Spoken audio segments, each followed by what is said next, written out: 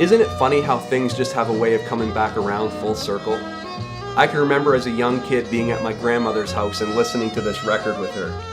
When I close my eyes, I can still picture her standing there in front of the record player and flipping it over to listen to the other side. I can still hear the needle scratch as it began to play. And then came along CDs. CDs came along and my grandmother went from being a woman who was a regular DJ to a woman who was constantly frustrated.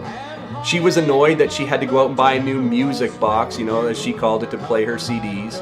She was constantly frustrated and asking questions about what buttons to press and how to make the thing work. Listening to music became more of a chore for her than it was a joy. Now I, on the other hand, I loved CDs. I loved getting new CDs. I loved ripping the plastic off. I loved pulling out the jacket and looking at all the artwork.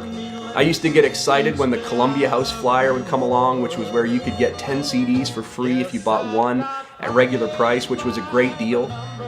Come to think of it, I probably still owe for that one. And then mini discs came along and they were really big for about a week, and then iTunes came into the picture, which was great, where you could just, buy everything digitally and you didn't have to worry about space being taken up in your car or in your house with all your music. And now today it's incredible with, subscriptions to Spotify or Apple Music. You can get whatever you want wherever you are, and it's incredible. There's no space taken up in your house. All these changes over all these years have been amazing. But after all these years and after all these changes, I'm back to buying and listening to vinyl. And my nanny would lose her mind if she knew that.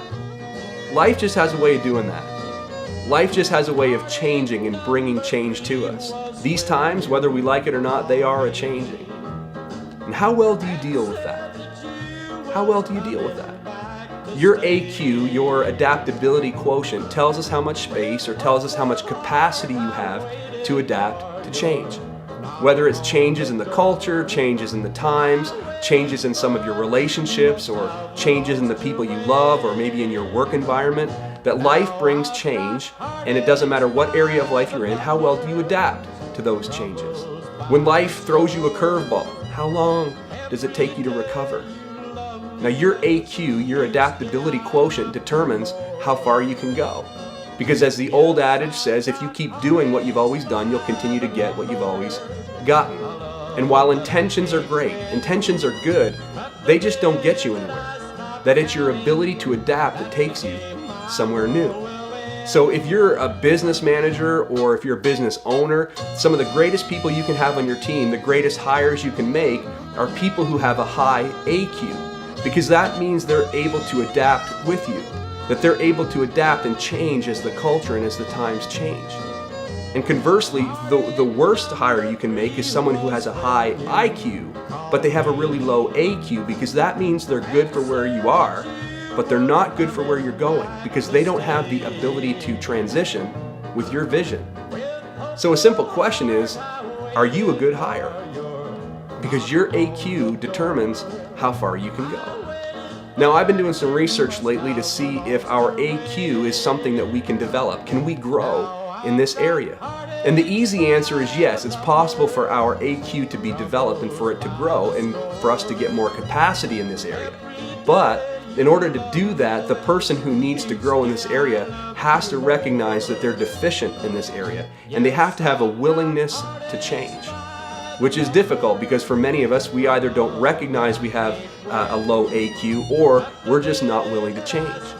But if the person if they want to develop this area, one of the ways to do that is if there's something important enough to you that's in front of you that would cause you to want to change.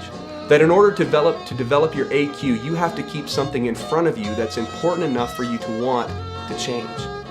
But the mistake that we often make is we get really frustrated with changes and things in our lives that really don't matter that much to us. And we don't care enough to change in the ways that we need to in the areas and in the relationships that matter most to us. But your AQ determines how far you go, whether it's in your career, your schooling, and relationships. It doesn't matter what arena of life we're talking about. It's your AQ that determines how far you can go. Now, whether we like it or not, life just brings change.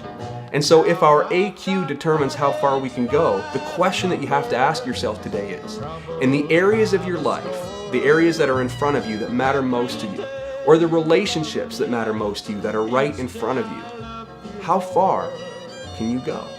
Yes, I've got heartaches by the number, a love that I can't win. But the day that I stop counting, that's the day